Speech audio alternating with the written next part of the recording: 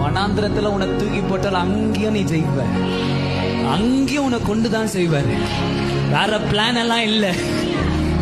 எந்த வனாந்திரத்துல நீ அழுதியோ அதே வனாந்திரத்துல உன்னை வல்லமை உள்ளவனாய், எந்த வனாந்திரத்துல தூக்கி போட்டாங்களோ சகலத்தலே அதே வனாந்திரத்துல கர்த்தர் கூடவே.